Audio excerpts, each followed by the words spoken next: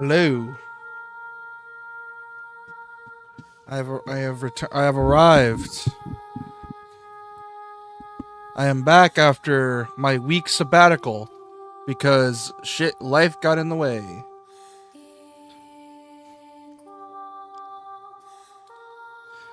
Which speaking of, sorry about that by the way. Just a bunch of stuff got happened. Uh bunch of stuff was happening in my life. Helping with a new house. Internet problems thanks to the rain and storms, and it was just a whole bunch of bullshit. But hey, I'm here now. We good. I'm back. Don't worry, I'm here. I'm here, and I'm ready. Anyways.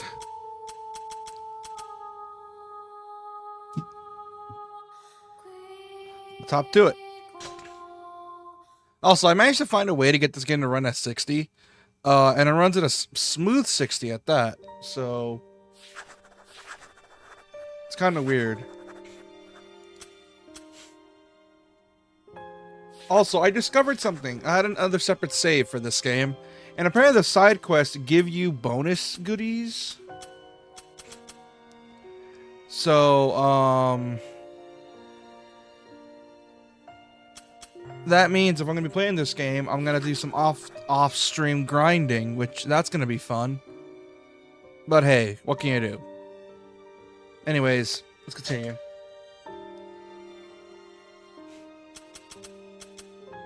Also, sorry about the visual bugs. Holy shit.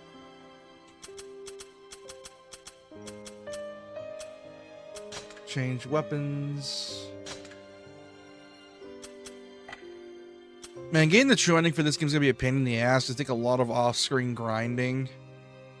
Because I remember correctly, getting the true ending is... How do I describe this? Oh, yeah. You need to basically get every weapon in the game, which is a pain in the ass.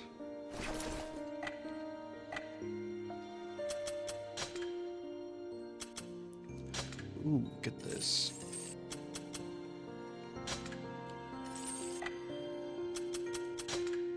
So yeah, not only that, I need to beat this game a few more times with the whole ending B and C. And if I want to get ending D, I need to get everything. Because this is a nier styled bullshit. So yeah, this is gonna be fun. This will be very fun. I wonder if there's an actual way to check our stats. Like, there has to be an actual way to check stats. Man, a part of me really wants this game to get remade so we can enjoy it proper. But you never know.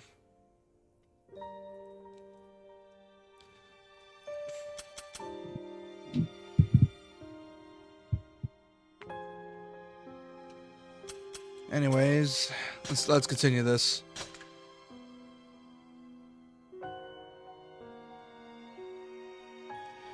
It's so weird seeing this game run at 60. It's kind of creepy. Zero defeated 3, but lost Mikhail to the Disciple Scent in the process. The group headed for Scent's home in the Land of Sands to try and rescue the dragon.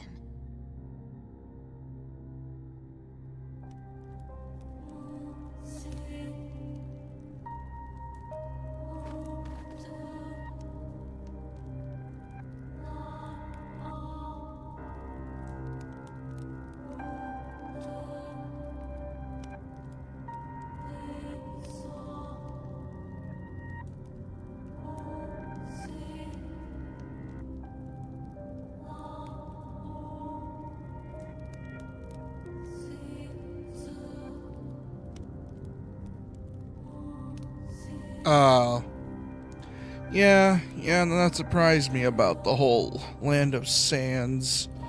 And I have a feeling this game's gonna do the thing where it's like, man, I should have been nicer to the dummy. Whole thing with Zero, because if Zero is following the Edgelord, the Book of Edgelord toolkits, then I know exactly what she's gonna be doing. She is definitely 100% playing the playbook of Edgelord usually is very edgy and stoic, ends up finding a reason to live, and then doesn't appreciate her friends. Which, considering her group right now, they're not really good friends to even be having. But still, something that resembles friends. But yeah, anyways.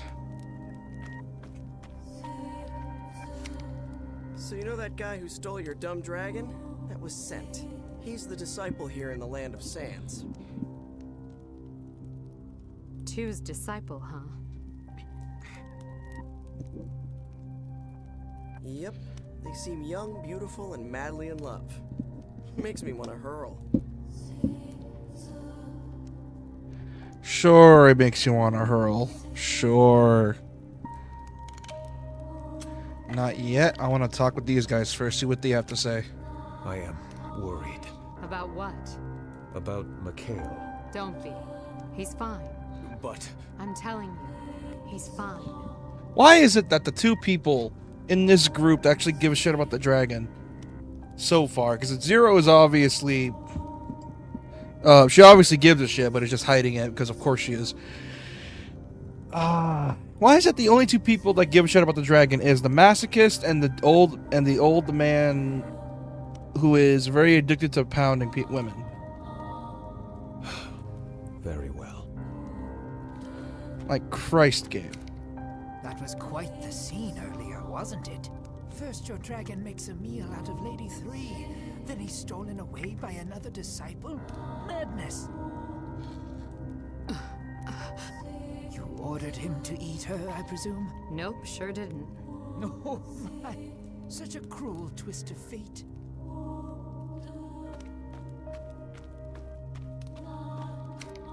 This Sent guy seems like a real charmer, doesn't he? Probably better to just kill him when you take out two. Yeah, Ditto's gonna betray us. So what do you think those two are planning anyway? He is too much of a sociopath. He's gonna betray us. Planning? As if either of them were smart enough to have an actual plan. Really? I figured Sent took your dragon because two ordered it. She's gotta have some reason for doing that, right?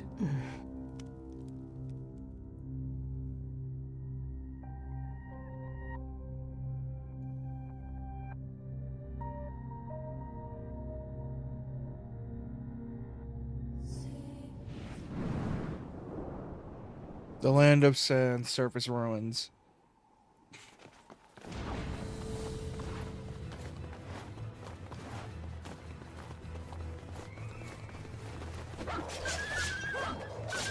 Oh, this is the combat loop I remember. Oh, and that frame rate went down instantly. God damn, these wolves are annoying. Wolves can sense the murderous intent of their foes. What? You saying I'm not hiding my murderous intent enough?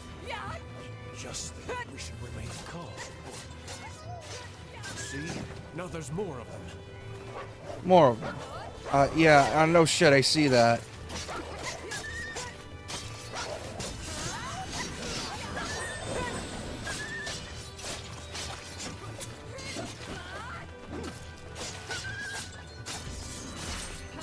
Man, man, I forgot how jank this combat is.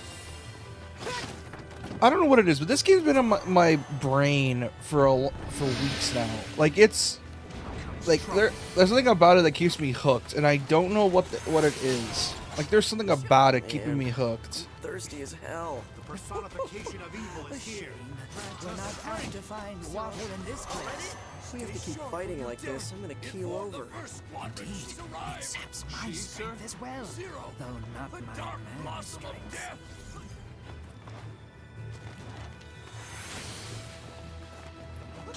Also, man, this turn speed. What the hell? Hold on. What's the turn speed real quick? Controllers. I think when I put the 60 FPS thing, it didn't save right.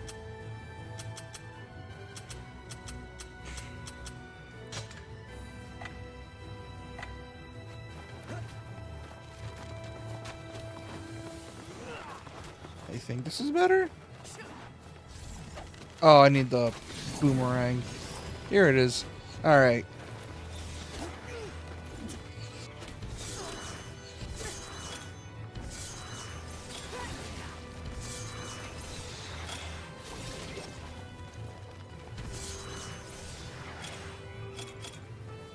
Oh, that reticle is way faster. Yeah, this game is, I don't think it's made for 60.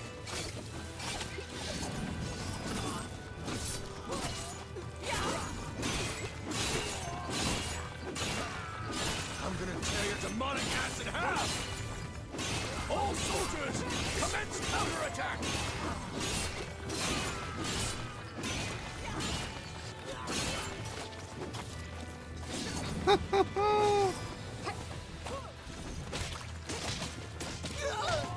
Calm down!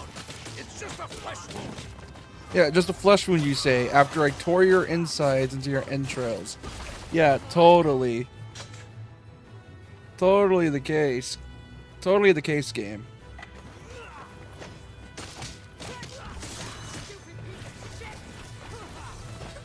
Stupid. Alright, okay, let's see who's else. Who else is here? Who else is here? Come on.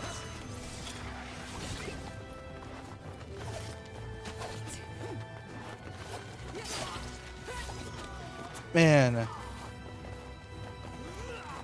Considering how combat heavy this game is compared to like Nier Replicant and Nier Automata, which is funny because Nier Automata is the one made by the actual CAG devs, you would think that Yoko Taro would commission, I mentioned this a few streams earlier, that Yoko Taro would commission like Platinum or some action game, another action game dev to try to remake this game. Considering, ironically enough, I hate to say it, but this is the only good Drakengard game.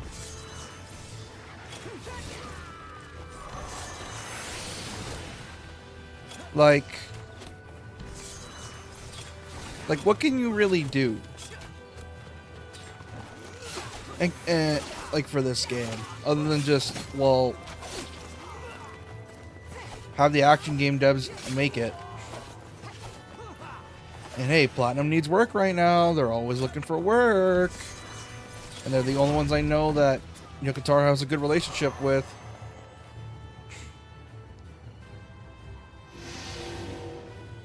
But yeah, like, obviously thanks to Replicant, at least we know they got the skill to make a decent action game.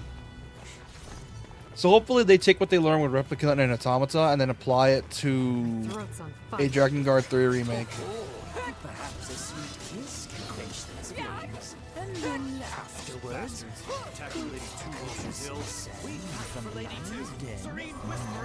Another word is cut to death. Christ. Belly aching! You can't serve Lady 2 like that! Is Lady 2 safe? I don't know. But I think she's with Sent at least.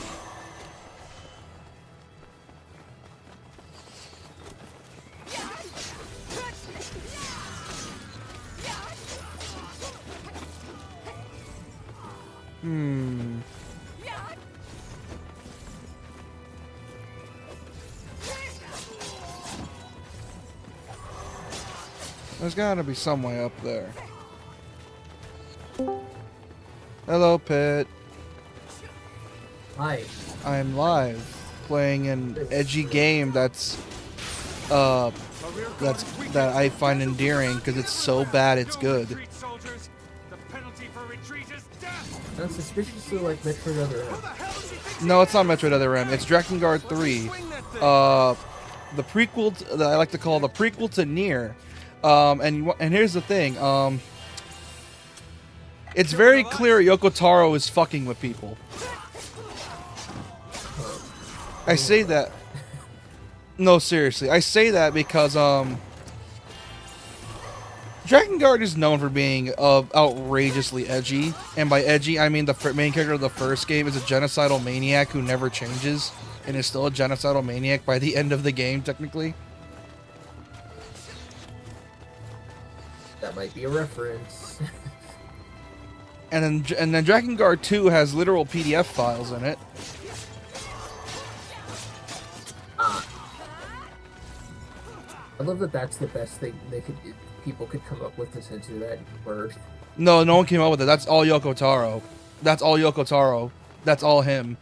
And the third game is like, yeah, your party member is a deranged, sociopathic, homicidal maniac, a sadistic, a sadist who hates muscly men, a masochist that is the only decent person here, and a sex pest. Don't aim, just fire. Yes, sir. Once you're loaded, And I'm somehow, gonna play some, it's in. Yeah, play a good game. You're playing Baldur's 2. You're playing an actual good game. not that you ever got to figure that out. Dude, I don't even need to figure it out to figure out Baldur's 2 is good. And I just looked at it and think, wow, this is probably good. I wish I understand what I was doing. Both down right here. No, seriously, like I get it. Like, Baldur's 2 is good. After all, Baldur's, from what I know, is very much a, if you want a D&D video game, you play Baldur's. But my brain is too stupid to understand it. Well, you could. Well, okay. To be fair, Baldur's Gate 3 would probably be somehow simpler for you to play. Well, it's turn-based. It's not like that stupid wait timer thing. Hey, it's real time with pause. If you configure your pauses well enough, then it pauses literally every round. At any point, you would make a decision. So. Then again, you're also pausing a lot, because last time we played multiplayer, a lot of the pausing was thanks to you doing something actually useful. Then there was me using our medic to kill goblins. Shout out to you get Jahira killed against literally goblins. Literally goblins. You also forgot to put on armor. I know. Because my brain was trying to figure out how the menus worked. Foiled by menus again. If you don't know the hotkeys, because I don't even know the hotkeys, then just move your mouse around and hit everything. Yeah, you're also forgetting, I used my mouse the whole time. I didn't use the keyboard. You're forgetting that too. This game was designed. You're supposed to use your mouse to move around. And despite the heat, I'm still ready for Also, you just installed everything. Like, I'm just gonna have us not install every single mod that I sent you, or like option on every single mod that I sent you, but you were just like, no, fuck it, I'm gonna install everything.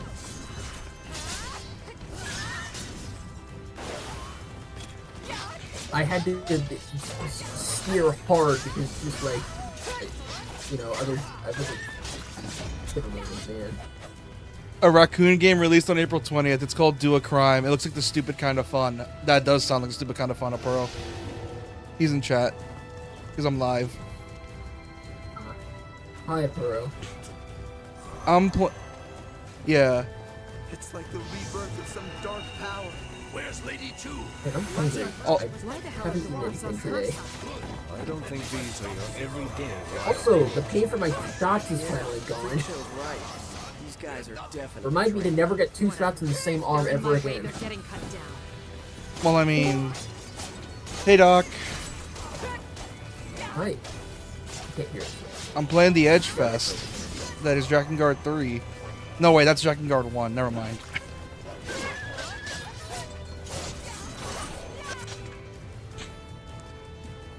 Hello? Doc, you there? Doc, can you hear us now? I know he's here. It's, If you guys give me a chance to speak, oh, I'll shit. speak. Sorry, man. It's okay. I joined, and then all of you guys are you here? Speaking? And I didn't get a chance to say anything. Sorry. Well, It's okay. It's just really funny. usually it takes a second for you to actually start hearing us, because you haven't actually joined even though you did. Yeah. Also, Yeah. yeah. Fair. Also, I don't know if I he's... just think it's funny that. Oh, no, you go first.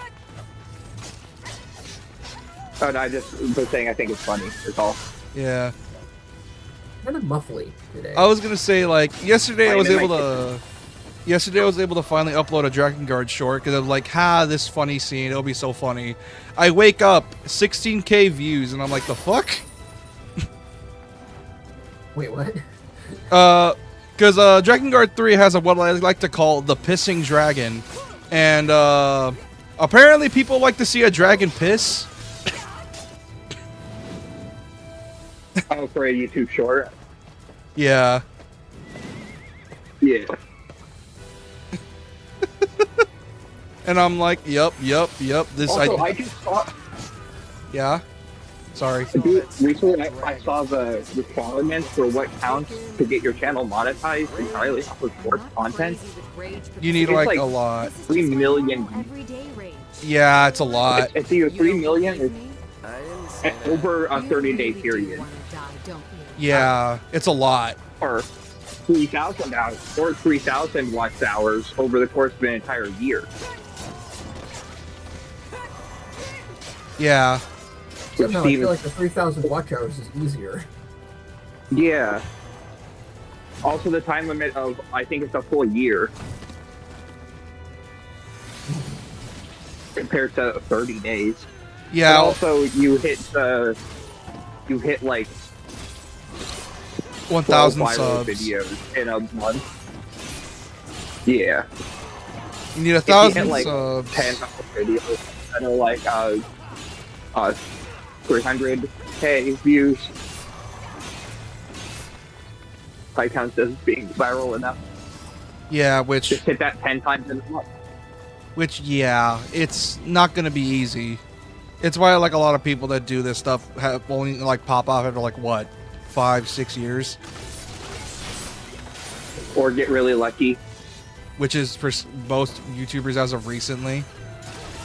But then again, Or Yowie bait everyone. I guess that's also works too. Yowie. I bring that up because I found an animator that I really like to find out that they have 5 videos. And they have like 50,000 subscribers. And it's like, What? oh, you just get lucky. Sometimes the YouTube algorithm is just not fair. oh yeah, it is. Yeah, and that's what I'm It's like saying. that. You Yowie bait everyone by making, what if these monks were the I can gay? see that. And you just make it do them. All And right, then you can skyrocket your Yeah. all right. I want to ask you guys. everything. I want to ask you guys a question. Is this a good threat? You ready to hear it? Is this a good Perhaps. threat? Open up screen. I was gonna say, is this a good threat? Don't make me learn how to draw anatomy. I know your face and your body type. I can draw you getting fucked by Freddy Fazbear. Forget it. Nice. An incredible threat to anyone who is not a furry.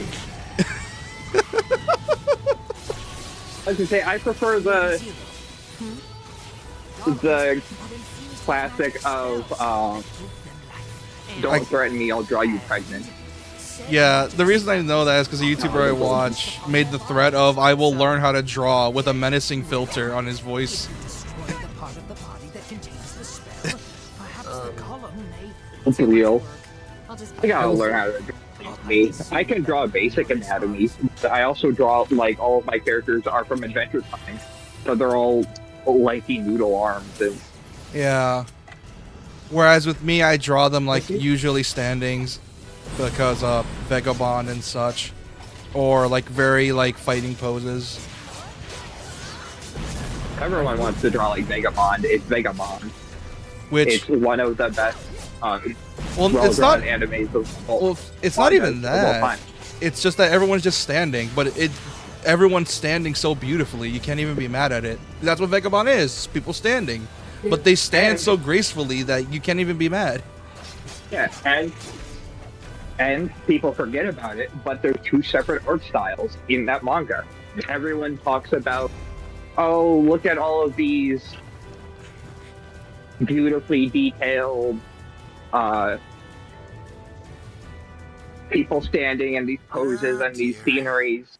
And here I thought you'd be Entirely forgetting about the time where combat does happen and these beautiful ink washes of like out of focus. Know what I mean? I know my And own ink. abilities. And it's And super I just pretty. expect others to. Also, why So is draw like Vagabond, you get a 2 for 1 special. also because I'm playing Drakengard, why is Vice voicing a fuckboy? Now, isn't it? I mean, I was why hold people gonna to an say, ideal they my can't favorite possibly personal threat that I've heard in meet, recent right? memory, someone said, I will send Nasser Gabelli to reprogram your house. This guy's really starting to piss me off. Oh no.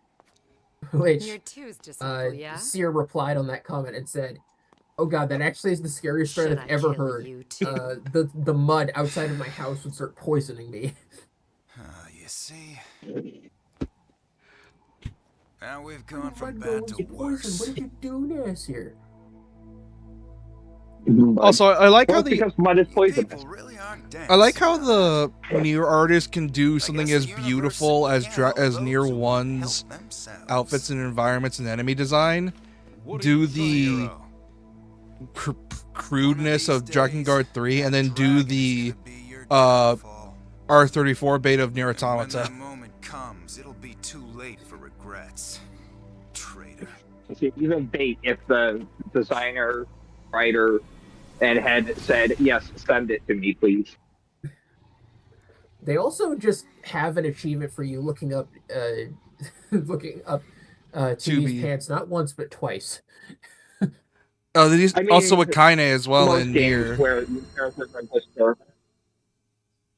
also a thing that just happened at the time. Because, hey, guess what? There's an achievement for Lollipop Chainsaw. A what now? Oh, you never heard of it? It's a I'm just saying really. it's a... Oh, sorry. I would say it was just a sign of the times. But also, Lollipop Chainsaw is like a Very budget character action game where you play as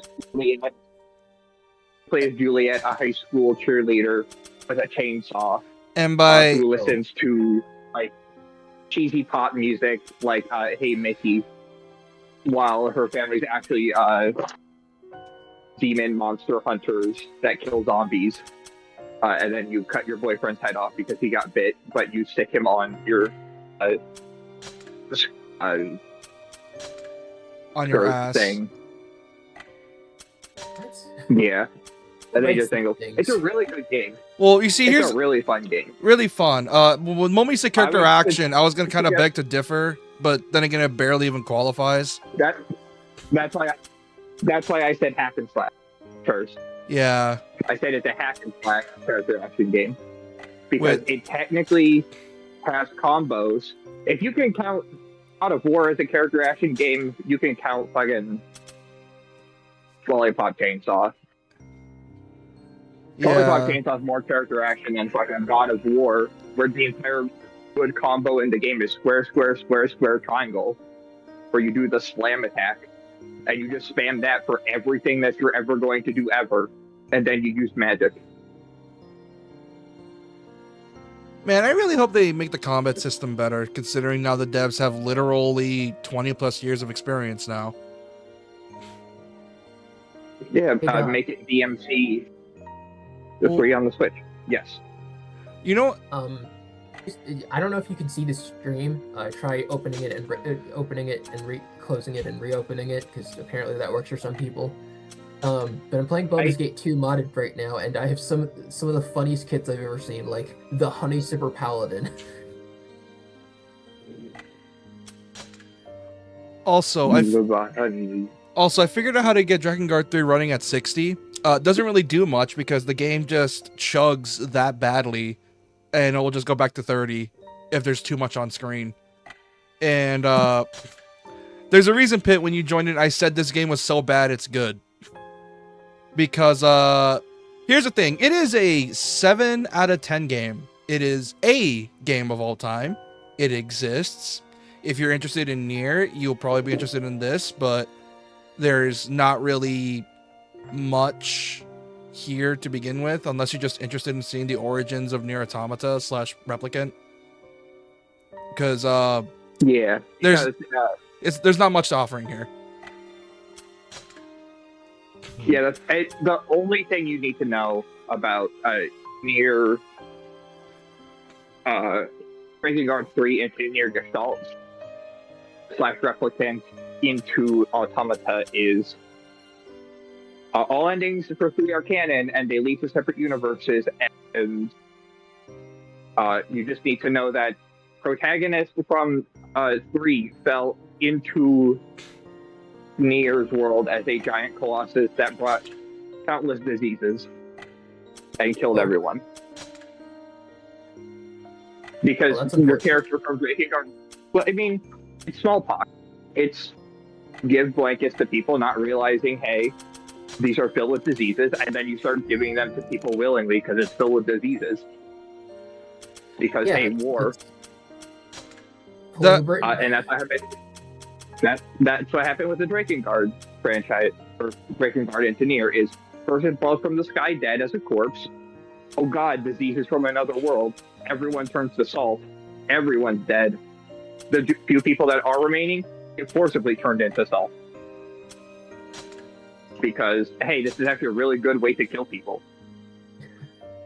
Yeah, and humanity's extinct for a long period of time. And when you think they're humans, they're actually not. They're just robots. Because they discovered how to make androids at that time. Except for maybe Nier Replicant, because it's weird because, to be honest, Kaine might be human. Big question marks, big shoulder shrugs. We don't know. And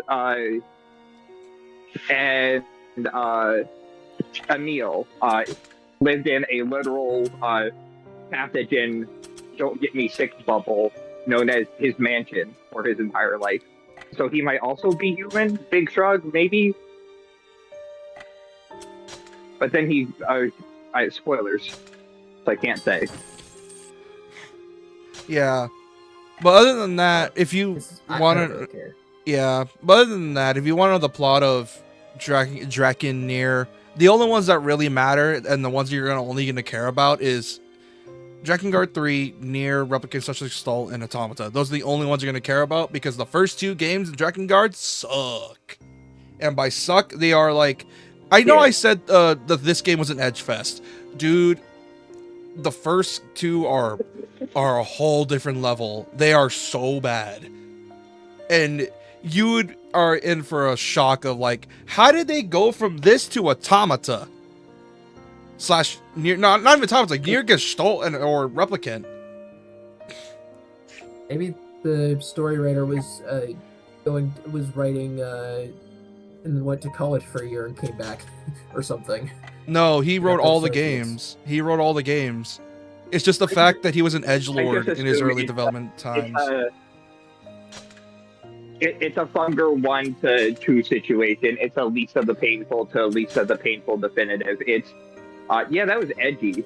You could probably cut some of this stuff and change it. And make the thing not explicitly edge cringe lord. But then there comes the downside where Drakengard 3 is, how to describe this? It's edgy enough to be funny, but it's just of decent quality enough to actually take it seriously. How do I describe this? Combat, it's okay. It's nothing special. It is what people think a Muso is. It is the level design. What level design? It's a hallway. Every level's a hallway with one diverging path that leads to a chest. Or 3 divergent paths. That's it. You're only really here for the story, and that's pretty much it. You're there for the story. And what's funny is I keep mentioning this over the streams that if they want, they can work with Platinum again to remake this if Yoko Taro's too busy, because, well, it's in their alleyway. It's linear. The game has really cool set pieces like riding Mikhail and using him to destroy like boats and attack like armies. And the bosses could definitely benefit from their creativity. So I can see the potential with them working on it. Besides, they need work anyways. And the only reason I even mentioned Platinum is, well, less me of a fanboy and more, they're the only ones that Yoko Taro worked with and Square is willing to work with because they're the ones that made Automata. And in their eyes, oh, get Platinum to do it because, oh, look at that. They made help make Automata, the one game in the franchise that sold 10 million units. The biggest issue is how willing are they to go back to Platinum now that Platinum has been completely gutted, though. No. And no one that works at... Well, half gutted. The big names have left to go make Clovers. The big names left to go make Clovers, but you still have, like, the people. They'll take one look at Ninja Gaiden 4, realize they still got it. Because, here's the thing, Ooh, I forget Ninja Gaiden 4 exists because it's not in my wheelhouse. Carrying. Yeah, understandable. No, Ninja Gaiden's very underground nowadays, but you get my point. It's not that Yeah. Although I'm waiting for them, I'm still waiting for anything else from them because obviously the one good game after the big guys left is barely gonna count it. I'm still waiting. Like if they make at least one more or two more games, that's how I know they still got it, because that just shows that the old heads trained them really well, and I think they trained them really well. It just depends because obviously, because here's the thing when you're Automata's combat, it's how to describe this. It feels like they just did it. It's not simple. It's like we're gonna barely try and still make this great. That's what Nier Automata feels like. I always look at that as simple because there are no true combos. It's Well, you can get creative with every it. weapon. Yeah, but there's no true combos. It's like God Hand is simple. There's no true combos. It's Yeah. these things kind of mesh well into each other, but these ones you can more see as combo enders. But every weapon has its own set of this one hits 4, 5, 6 times. And if you And then level it has a up, it'll heavy hit even and a longer. light. Yeah. Yeah, and it's weird. Like I said, it's them not even barely even trying, and they pull it off. But the thing is, though, it does the FF15 thing where some of the combos or little tricks you can do, they don't tell you.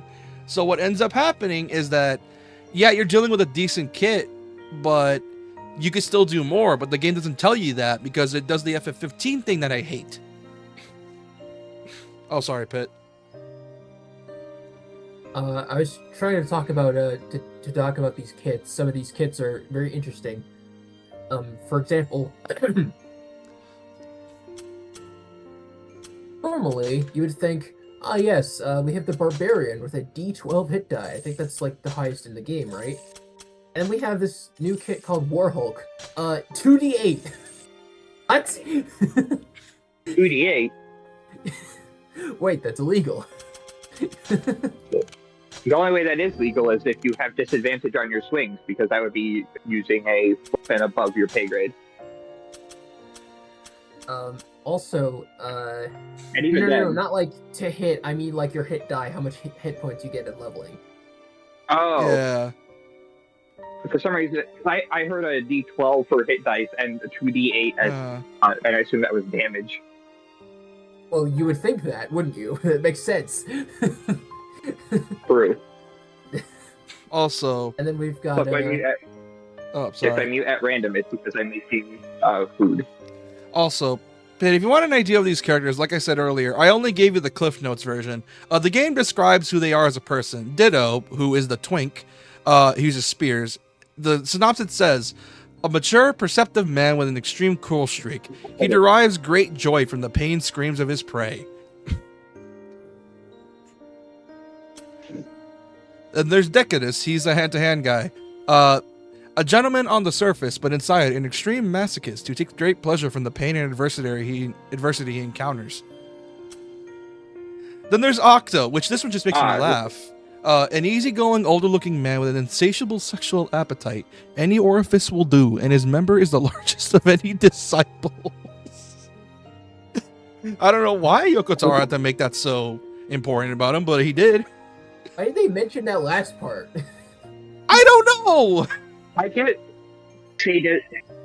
the sadism and masochism part because if you guys have played Valkyria Chronicles, sometimes that stuff matters. Like, hey, one of my favorite engineers and is I'm still Homer. getting spoilers for that, by the way. Then I'll make it very light. Each character has their own perks and stats that evolve throughout the game, and Homer is one of the engineers. And he has masochism, where he gets a bonus if he's about dead. Oh. But, like, yeah. The Fire so I Emblem get calls that. Sorry. You also, Fire Emblem. I would say, completely unrelated, but another one of my favorite things about Valkyria Chronicles is that the sexuality of your characters matters. Hey, Ted is bisexual, so he likes to show off to both men and women, which means he gets a huge bonus to his stats to showing off next to people. And I think that's really funny. It is. Because it just makes this makes Ted significantly better than everyone else as like a squad member to bring along with you, because if you ever have to pair him up against anyone, he's always trying to show off, which means he's always getting stat boosts. Let yes give huge bonuses. I will not explain Just like what that how if means, you, bro. just like how if you want to do the most damage in Fallout New Vegas, you have to both be bisexual and racist. You want to? Hell yeah. Forgot about Hell that. yeah. I don't think you should be saying hell yeah to that one. I mean, if you hate everyone equally, that doesn't mean you're racist. You just hate everyone. Love Yes. everyone and hate everyone. He loves Anyways, the beauty of go with everyone, you but then for hates saying, hates everyone for the depravity they can have the potential to bring.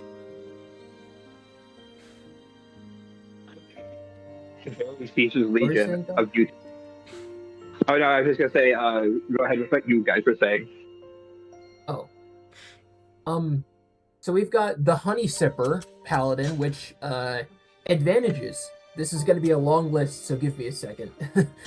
10% gains 10% piercing damage resistance. May memorize one additional spell per divine spell level. Does not change the required spell level for casting such spells.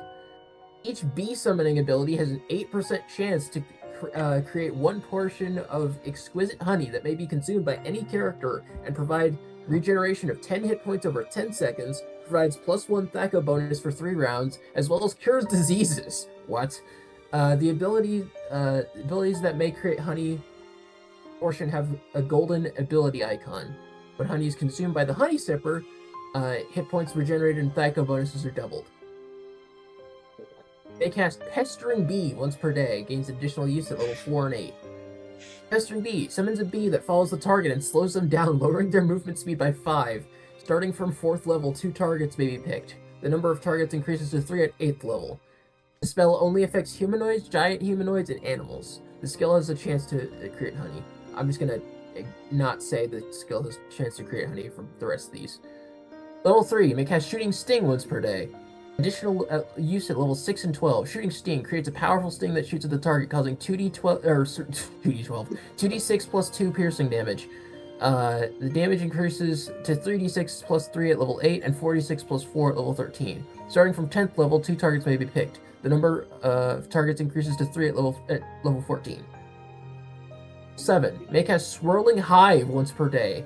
Additional use at level 14. Swirling Hive. Hive starts to fly around the castle. The hive starts to fly around the castle. Whenever the Honey Sipper is hit, the bees will sting the attacker, dealing 3d4 plus 3 damage. There's a 3% chance that the sting will paralyze the target. Dude, I'd be so mad if I got 3%ed. The bees also make it harder for... I know that feeling. 3% That's chance that's also statistically impossible in D&D.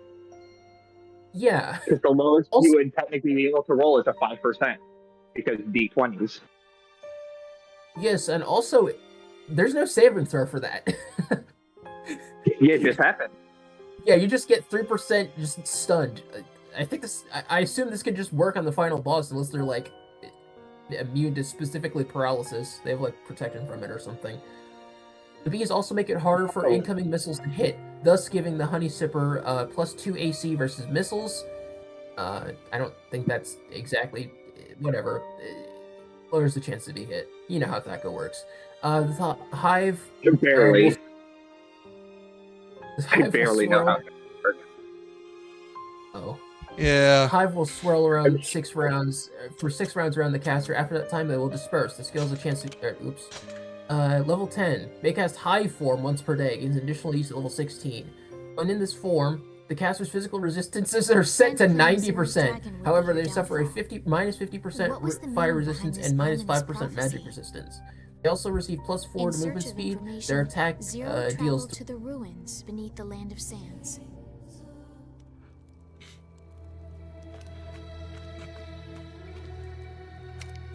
It appears Lady 2 places enormous trust in her disciple. Why are you saying that in front of Zero? Jealous? No, it was hardly my intention to imply that. I really don't care. Oh, very well then. Too bad, freak. No ball kicks for you today. Oh.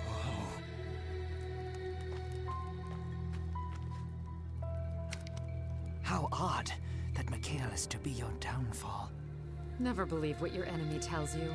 But we all saw what he did to Lady 3, a fellow intoner. Go to sleep already, would you?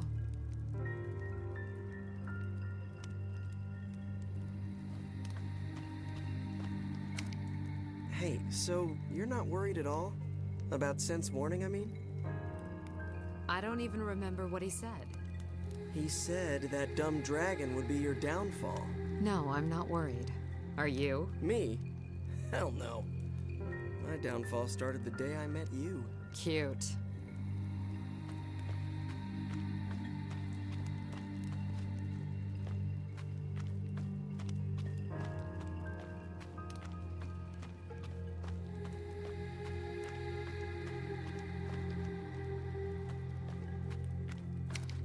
I just remembered something. A golem told me that 2 is in the Shrine of Sands. A golem told you? Golems can't talk, dummy. They're stone. Well, he didn't talk or whatever. It was more like his soul spoke to me. There's no such thing as a soul. Wow. And basic healing spells because, hey, guess what? You don't have armor. So, who knows where Nor the do you Shrine have of Sands unarmored is? defense. Anyone? Show of Yeah. hands? That's what I thought. Guess we'll just have to It walk is around like tricky. idiots until we stumble into I was it. gonna say that, yeah, if you do play through Drakengard, which I know you won't, if you don't take the story seriously for the most part, because most of it is just Yoko Taro trying to tell a joke, and no one else gets it but him. And even if you do laugh at it, it's not what he was intending for you to laugh at. Remember, this is the same man that said, "Oh, when asked about 2B and why she was designed like that, he literally just said, I just find that shit hot." This is the same man that said that. And I'm pretty sure that was his philosophy after Nier Gestalt / Replicant. Like, that is his philosophy ever since that game came out. Because after that game, every one of his Yes. characters have been, like, designed like that. Yeah, it's a thick thighs, heavy chested, fairly short, with short white hair, with a black and white color palette. He also likes twinks. Yeah. I heard tell Like, that really? the Yoko Taro. underground ruins are Really, filled really with likes Diana twinks. Troops. I'm pretty sure the only manly character in any of his games was Nier Gestalt, this game, and that's it. Like, at post 2010, that's all. Those are the only 2 characters that remotely have some semblance of testosterone. And even then, John Neerman isn't even the quote-unquote canon main character. They just made him a 40-year-old man because that appeals to the Western audience more than Twink Big the Bro. twink guy and sister.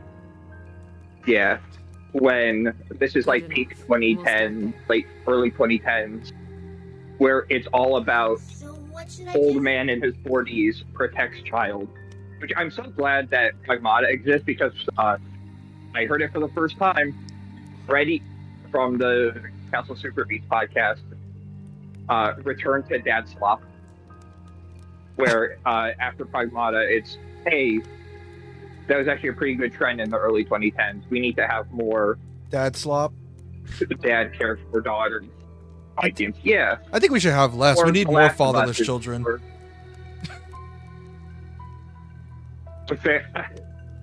That's what Fire Emblem guess. is for. Exactly! Exactly! You fly up and scout ahead, yeah? You got it, Zero. I don't know, man. I think more father character / mother. Can't forget about the mothers because that's Bayonetta. Bayonetta is mother slop. In all seriousness, though, I think the only reason people even saw that as like, oh, there's so many of them was because Sony was doing it for the most part. It was Last of Us, God of War 2018, and Ragnarok. Oh, there's another one. Because Metal Gear Solid 5. Yeah, because realistically, there's not that many dad slop games that I know of, or that people know exists. Like, other than a couple indies, it's not really that saturated. Yeah, but it's still a good genre. It's, like, there was also, like I said, Metal Gear Solid 5 is technically dad slop because that's the entire second half of the game. Once you deal with darkness makes it hard to see.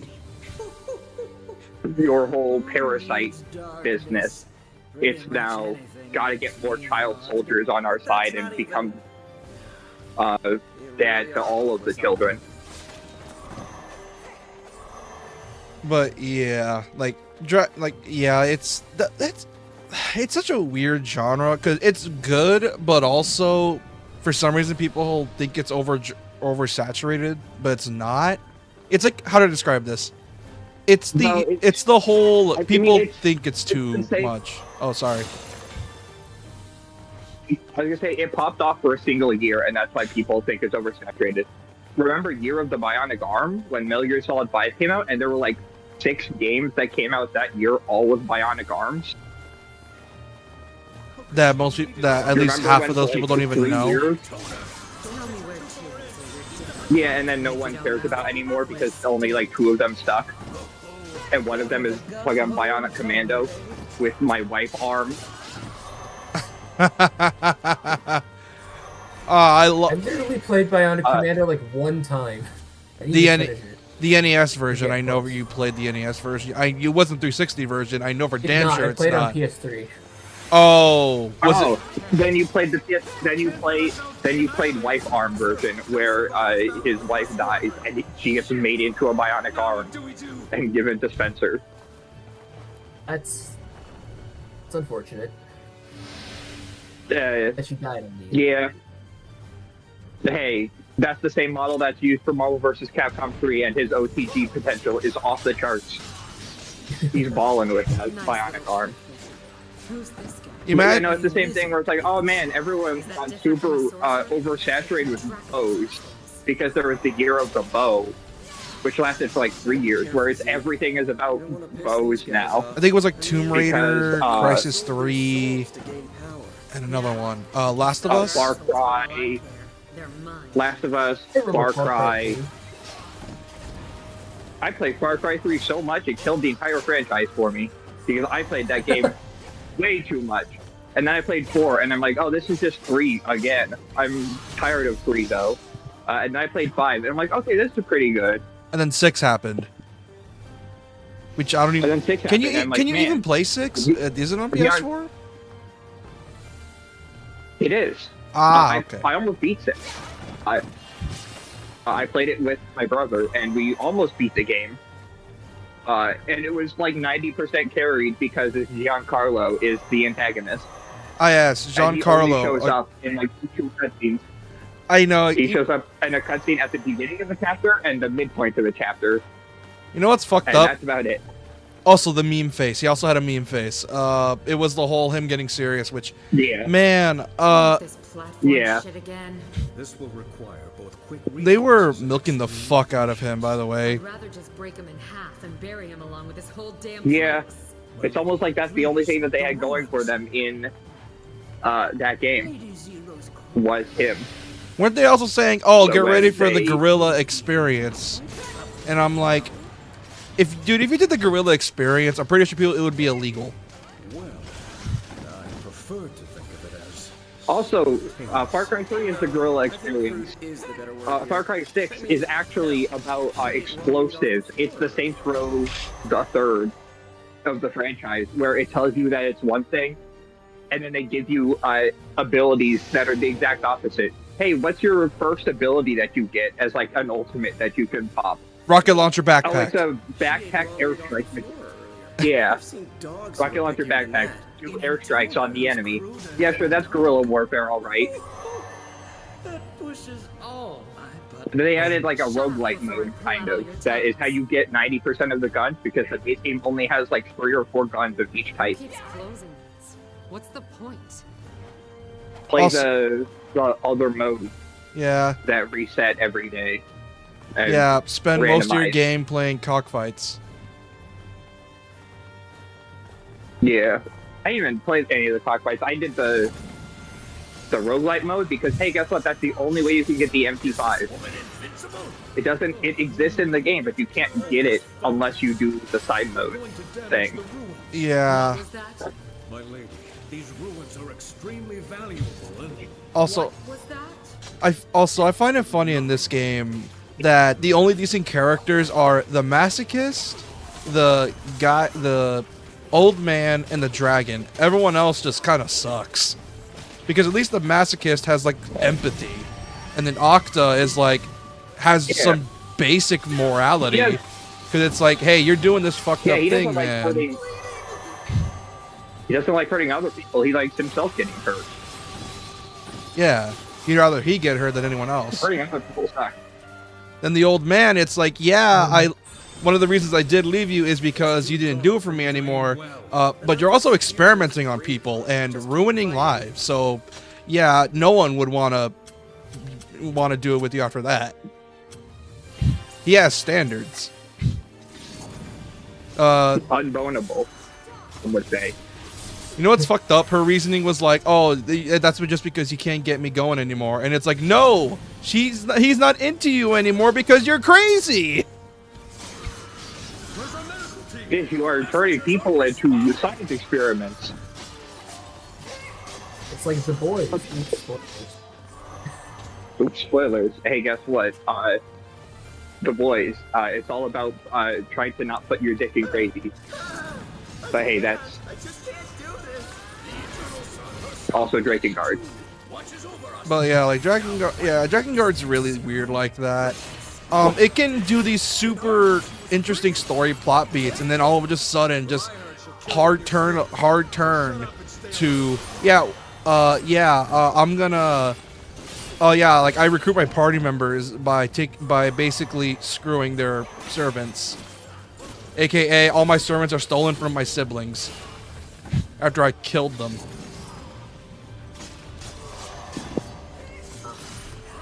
I've got another interesting kit here. Which, by the way, This one is that's the Ooze Sword. which also, by the way, that's the lore reason why party members exist. You literally steal them from your sisters, and you recruit them by basically just screwing them. It's why in the second fight, when you get the masochist dude, he's like, "Oh, wash your front and your back," and I'm like, "The fuck?" Is it better to it that way, or is it better to time travel to get your own children to fight for you by sleeping with someone and time traveling them from the future back to the past, become a unit into the time travel baby army? Yeah, let's see what's better, To be eugenics. fair, Awakening didn't do that on purpose. Yeah, like let's see, what's better, eugenics or forcefully or conquest? Which one? Let's get this over with.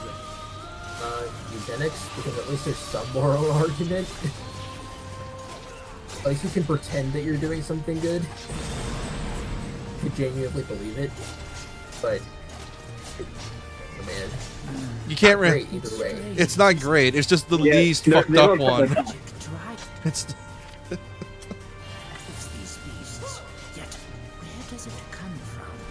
it's the least messed up Sword. one. We've got followers of. I'm gonna do my best to pronounce these names because I've never. I'm presuming these are gods or like beings or of some kind, like maybe ooze gods or something.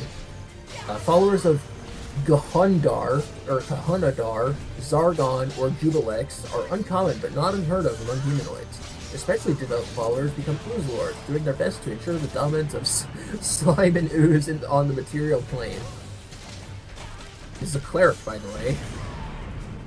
Advantages. May summon some. I say, I'm pretty sure those are just enemies that are in the monster manual. Oh. Jubilex. I'm pretty sure the Jubilex is a graboid kind of one, where it's. Well, I mean, it's most dudes are like that, I guess, where when they're motionless, you can't see them all that easily. But I'm pretty sure Jubilexes they grab you from like the ceiling or from water, and they pull you under, and then they eat you. So I'm pretty sure they're like a nasty shade of yellow. My lady, please remain calm. Anger Like the will thing suffer. from the Orville, I forget his name.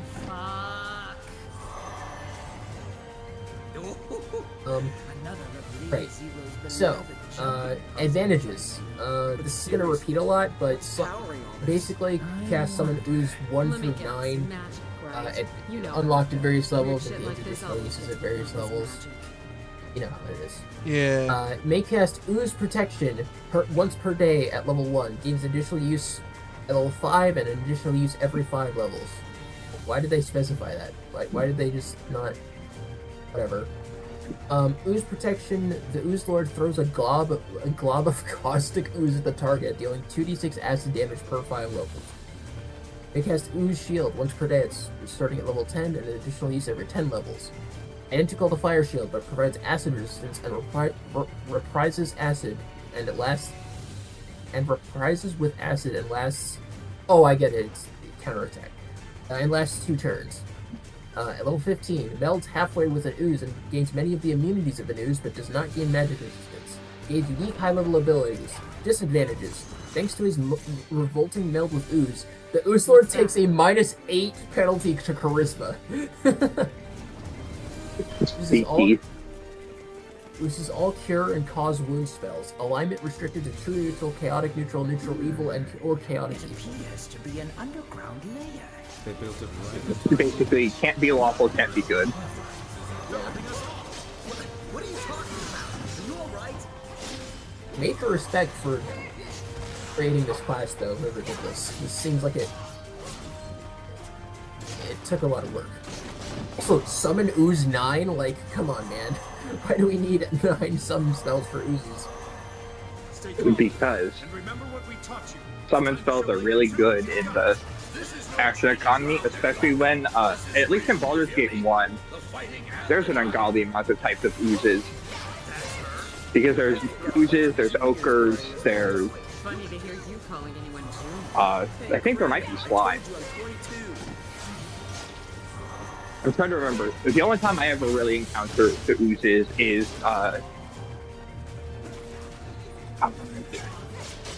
there's one cave that's really long and windy.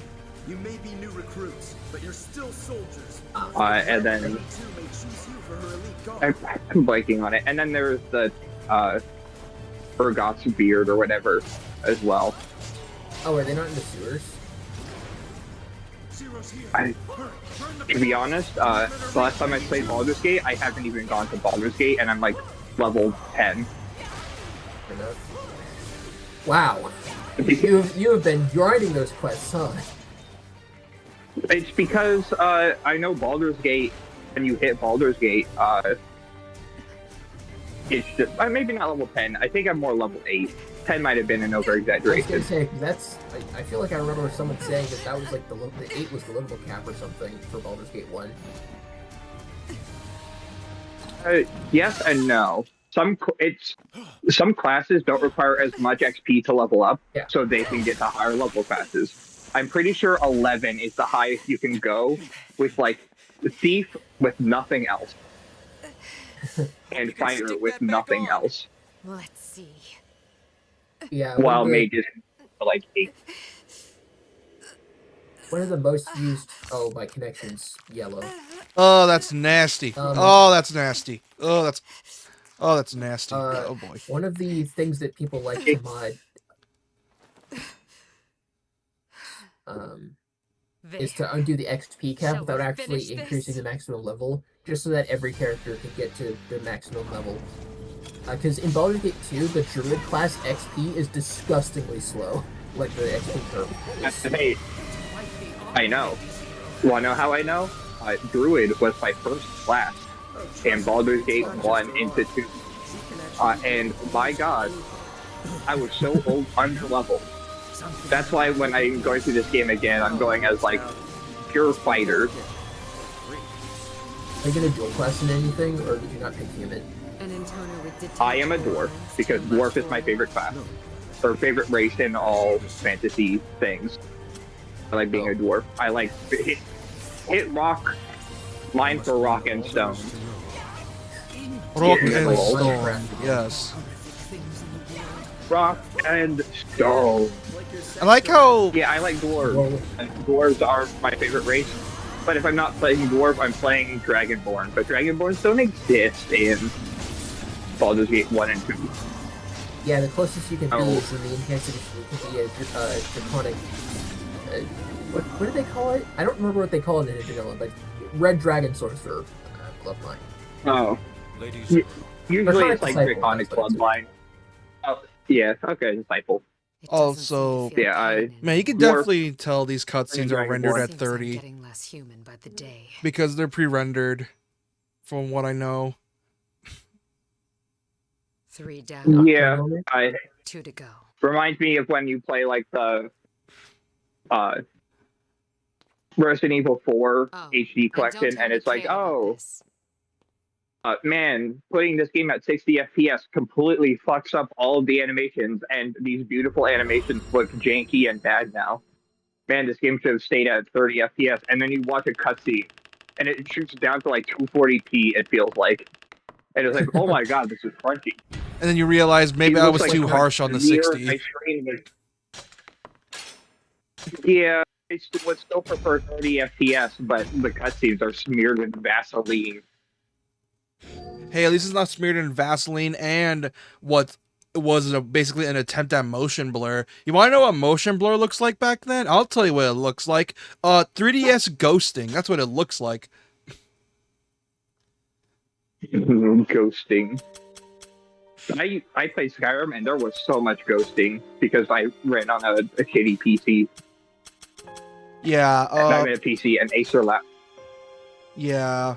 A lot of stuff back then, when they try to do like what we're doing nowadays, bro, you could definitely tell we just weren't there yet at the time, like tech-wise, because any of the stuff that they tried doing just didn't want to work for the main reason being, you know, our stuff wasn't there yet.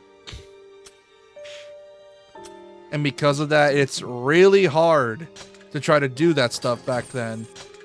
Because how do you do that stuff without it looking jank?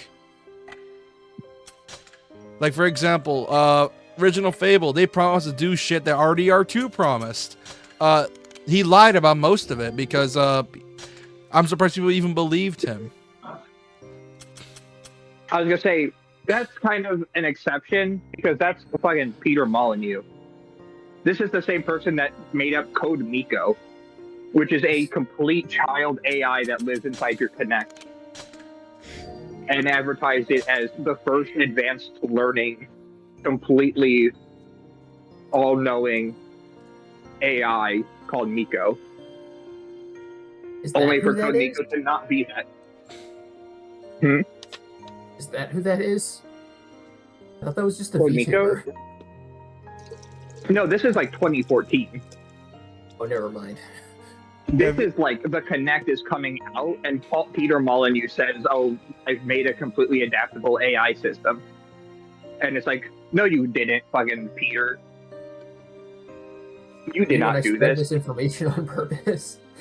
He's a hack. I mean, that's Peter Molyneux's entire thing. Is he promises way more than can even be done on the system, like completely. Yeah. I mean, just look at what he promises for the Fable game. Yeah, he fleeced That's the people with easiest way to tell. Fable, but people still believe in him. Because Fable are still good games. They're not what he promised because it's impossible. The tech wasn't there. Yeah. And it isn't even like, okay, if you wanted to do graphical tech on the PS2 that was like a PS4, you technically probably could, but you would melt the system and it would run bad. The technical know-how is possible given enough time. Because all of the stuff is there. And also not like a peak PS4 performance game. I mean like a barely just fits on the PS4. This could be a PS3 game, but you know, you could. Yeah. You know what's funny? This is a no. You just can't do that. It's impossible. There literally is no basis for this tech. You're just lying. Yeah, and Peter Molyneux, like I said, he's a hack. Like, ever since Fable, like, I know it's coming from me. I wasn't even alive during that era, or at least I was sentient. But the moment I heard about everything, I'm just thinking to myself, why the fuck did people fall for this? Like, I get it, early 2000s was all about great, like, really big leaps in graphical fidelity and mechanics in games. But at the same time, after Fable, like, 1, also, they should have known he was bullshitting. I have to go eat lunch. I'll be right back, probably. I also have to eat lunch. I just finished making it. I made cilantro lime chicken. Hell yeah. With garlic parmesan chicken as well. Yeah, with beans and rice. Yeah. What were you gonna say, Doc? I was just gonna say, Fable was also just good game-wise, so people kind of forgave it because it's, you know, it isn't what was promised, but Fable is still, like, an entirely unique kind of game, because Fable barely has a main story. And then a bunch of the game is taking quests from the quest board and doing quests and boasting about it. And then Fable... With, like, the occasional main story mission, and it's all about landlording and regional price differences, like, there's the whole mechanic of buy healing potions here, not healing potions, but like items here cheap and cart them over to the fucking swamp merchant who will buy them for triple price. And make your own fun sandbox in a fantasy world that isn't GTA. But the path that would take her there was a blistering hell that punished all trespassers. Yeah, and then Fable 2 happened where you couldn't forgive it as much considering the quality wasn't as good as the first game. You know, with the whole, oh, you don't actually die. This heat is killing me. The sunlight reflects off the sand. Yeah, and the third one is even worse. I've only played the first one, which is... so I'm not sure. Yeah, no, the third one just sucked. Because you literally could not die. You could set the game on the hardest difficulty and you still wouldn't die. Which is why I give shit on JP for that, because he said, oh, but the farming sim's so good. Yeah, I'm not playing it for the farming sim. I would probably play it for the farming sim, but if I'm going to play it for the farming sim, I'm going to play a farming sim. Yeah. I'm going to play Stardew, or I'm going to play one of the billion other cozy games farming sims that have come out in the last 10 years. I'm not playing an play. Yeah, you're not going to play an action RPG with a side of farming sim. You're just going to play a farming sim. I'm going to play a farming sim with a side helping of action RPG. Because Stardew Valley, hey, guess what? It's a farming sim. Lil, did you know there's a dungeon that you get to challenge yourself by going deeper and deeper into that's very combat-heavy focus. Here we go again with the magic. And, like, dungeons that you can fully handle. And it's like, oh, cool.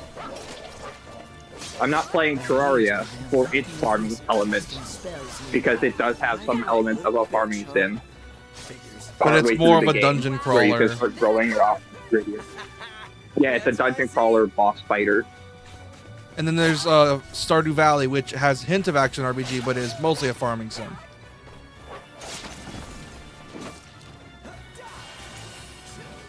But yeah, like I don't know how to feel about Fable. Fable's one of those franchises where, as a kid, I enjoyed it, but that's because I didn't have taste. And then I play it nowadays, and it's like, man, this is ass.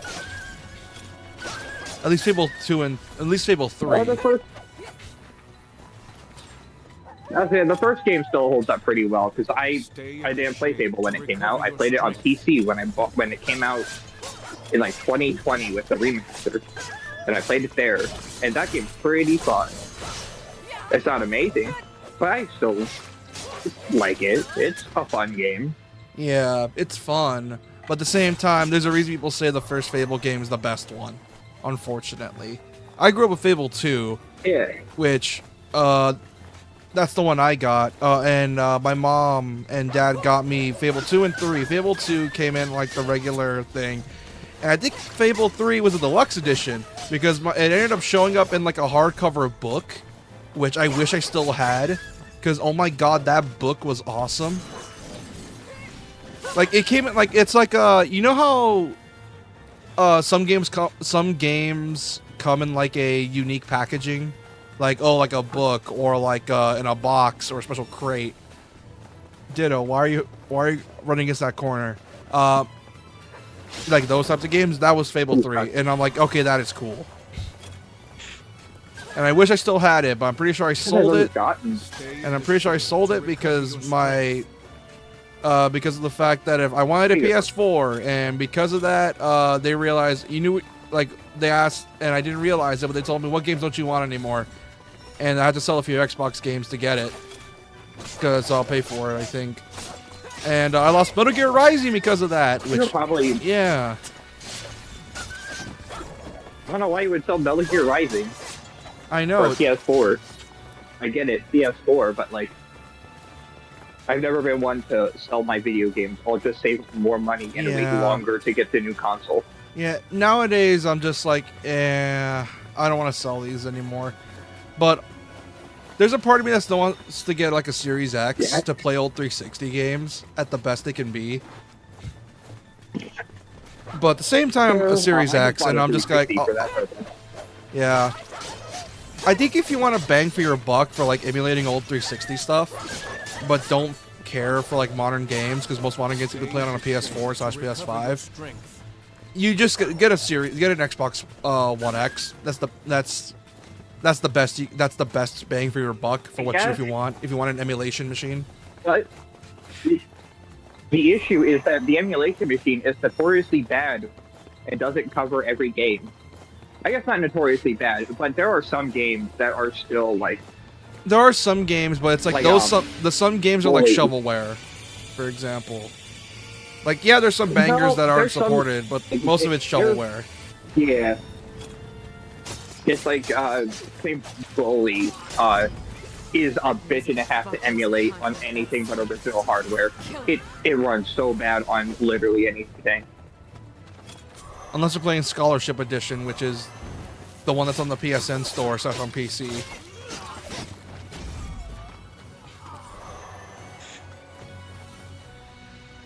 Yeah, like, it's such a weird game. I am. Console. Yeah, I don't know. The reason I got a 360 was because Fred was selling it for cheap, and he also threw in a free PS2 and a free Game Boy Advance with it. So yeah, that's a steal. It just didn't have a hard. Yeah, I think I bought it for $80. I think. I see another conjured son over there. Oh, that's just wonderful. I will be right back. I think I'm about to go insane. But yeah, I still say to get an Xbox One X because of the fact that just some games run like ass on 360. Because of the fact most games run like ass on 360 because they preferred higher graphical quality than frame rate. So, and the Xbox One X offers like up 60 FPS brute force option. And you get brute force 60 if you wanted to. And you get better resolutions. And because you're technically using original hardware, because the Xbox One X has the 360 and original OG Xbox guts, you're able to basically emulate, play those games fine. But like I said, obviously some of those games aren't going to be able to be ran because of the sole fact that, well, some of them are shovelware, and the games people care about are, you know, gonna be the ones supported first, like Gears of War, Halo. Like, who gives a shit about Thief King? Anyone know what Thief King is? I didn't think so. You mean the Burger King game? Yeah. I want to play Thief King. It looks so ass. I don't know. I bought a 360 for those shovelware games. Leo, who's outside? Is it the neighbors? You're barking at the neighbors. I bought a 360 for 3 games, or 3 types of games, and it is Fallout New Vegas, because the 360 version is the best way to play that game to this day, still. Unless you mod the hell out of it on PC. Which I tried to do. If I want a good experience, if you want to pick up and play experience, the 360 version is the best way to play it. Shovelware games like Naughty Bear. Was it Naughty Bear actually good, though? It is. It's made by the Dead by Daylight devs before they made Dead by Daylight. I thought it was the Hitman devs. Behavior. No, it's Behavior Interactive.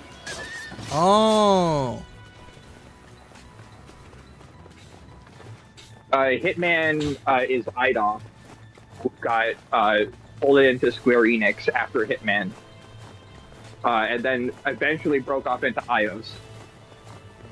But no, the Hitman devs got sucked up and started making the Deus Ex games.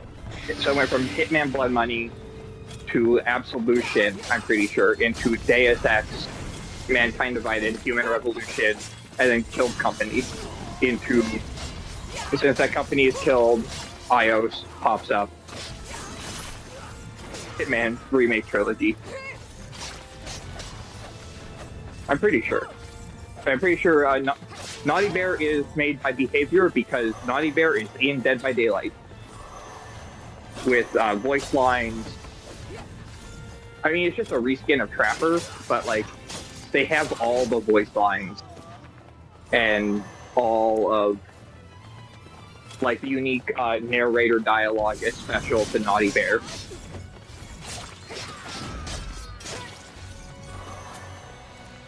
And then the last one is for Shovelware because I think Shovelware is funny. I am going to buy if I see it, I'm gonna buy Rooster Shooter for $1.50 and terrorize my friends with it because it's Rooster Shooter. It is a game which is the real game on the Wii. I think Scott the Waz has played it twice now in both a Shovelware on the Wii episode and then also just casually with friends because it's funny. Yeah. Like, and surprisingly, I'm not getting the 360 for first-party titles because, hey, guess what? All of the first-party titles that I would want to play have PC ports now. Yeah. I played Halo on PC. I played all of them except for 5 and Infinite. The only argument I have is that you're underestimating. I think the only argument I have is that you're kind of underestimating how many games are OG Xbox exclusive, because apparently there's a whole like hidden alcove of OG Xbox only games that have never been ported. So that's one reason to own like a 360 / Xbox One X.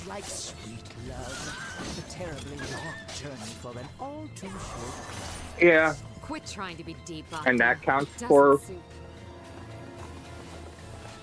weird games like Naughty Bear.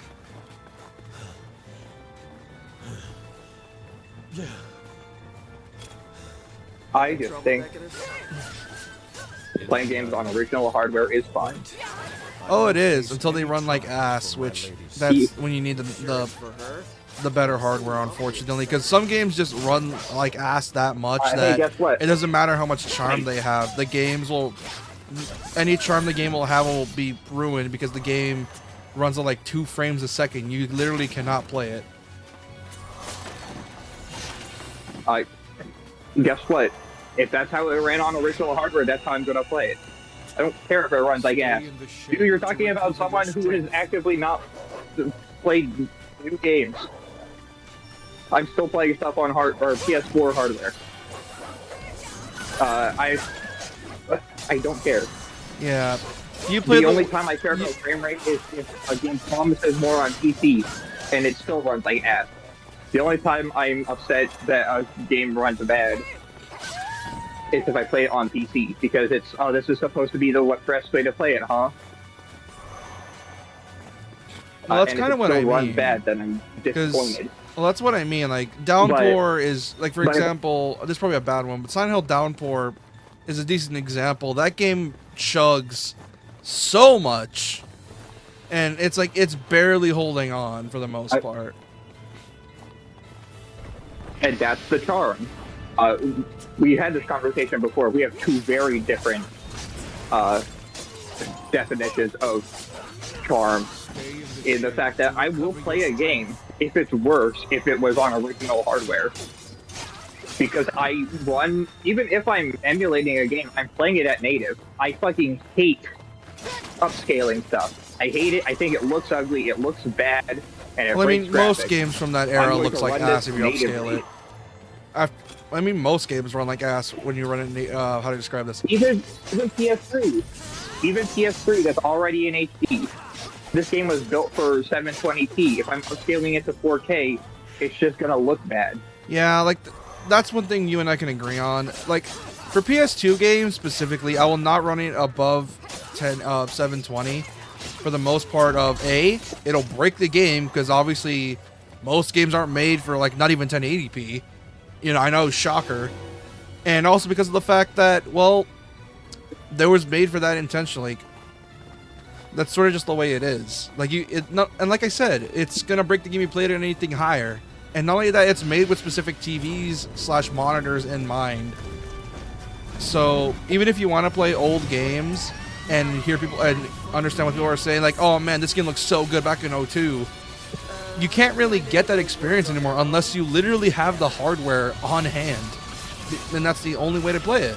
Like, you can put as many CRT filters as you want on your monitor. You can do everything you can to make it look like the OG. It's not going to be the OG, nor is it going to look like it. Because there's always some weird bullshit with stuff like that. Yeah. And that is also the same reason why, just to throw in a little thing, is that games running in slow motion gets me excited because, man, it's as close to emulating the good old days of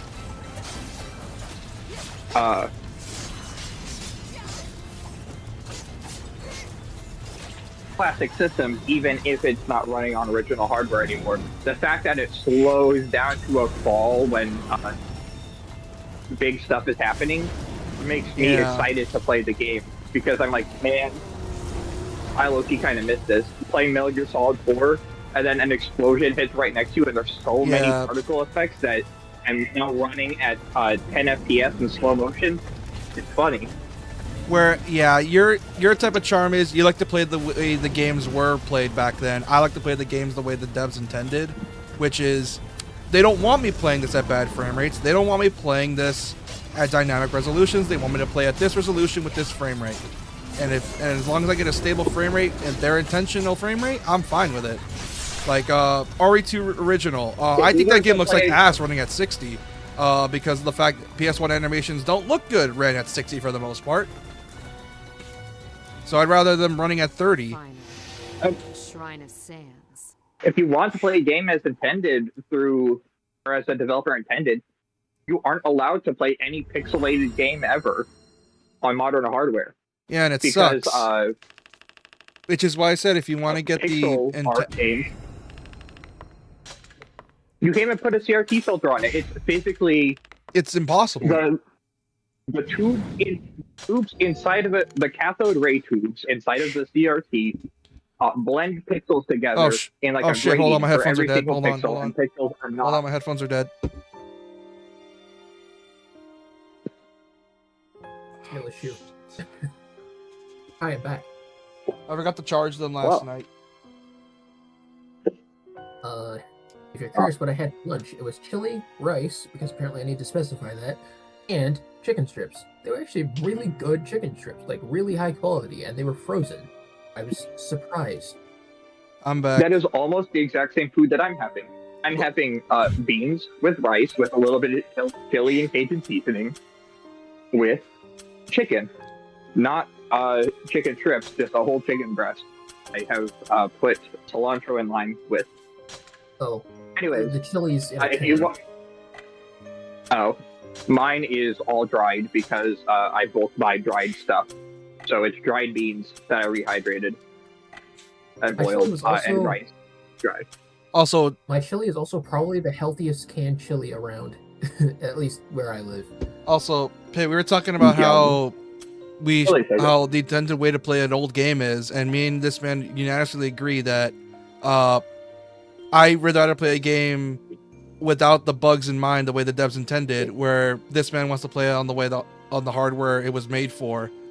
But then also me and this man agree that you play a game at above certain resolutions or frame rates, it looks like ass. For example, most PS2 games above 720 look like ass.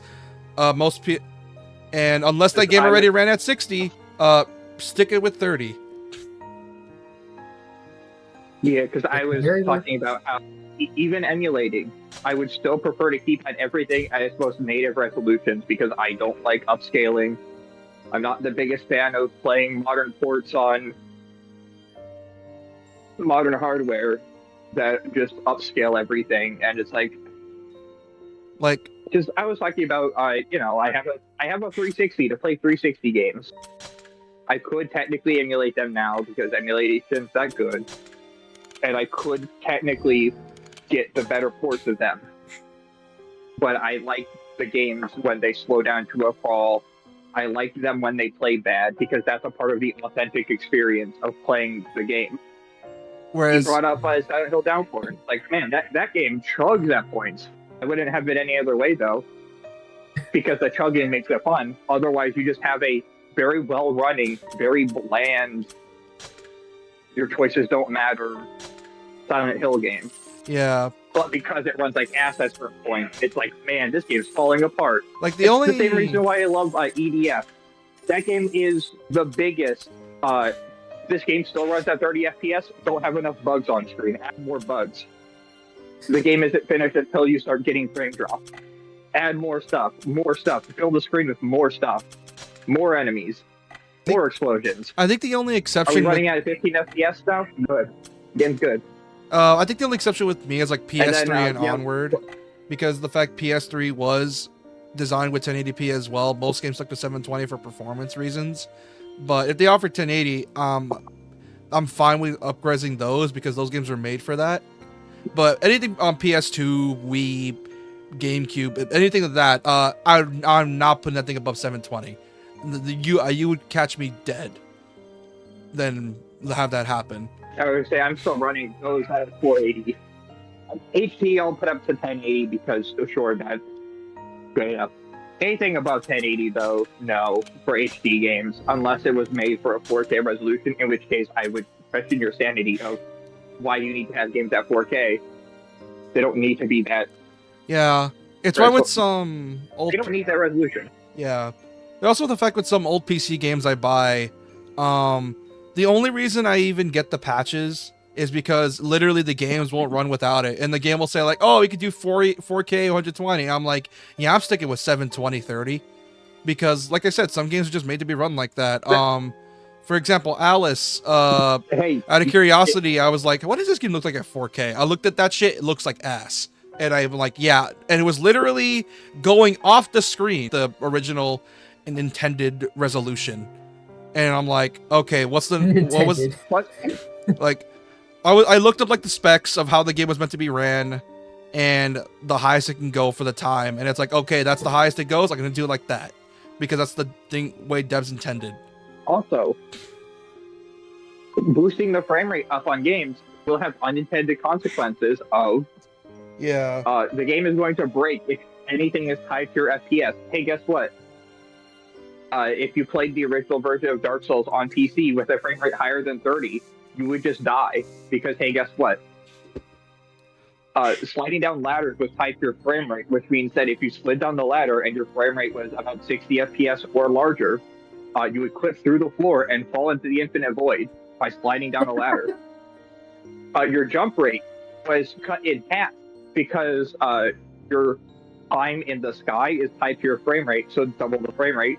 The amount of airtime you get, making the hard jumps to get to the merchant that sells you boss equipment, and getting the key for the shortcut in Sen's Fortress were nearly impossible because you would have the jump height, which means half the jump velocity, meaning you couldn't make the jumps and you would fall to your death or fall into the pit.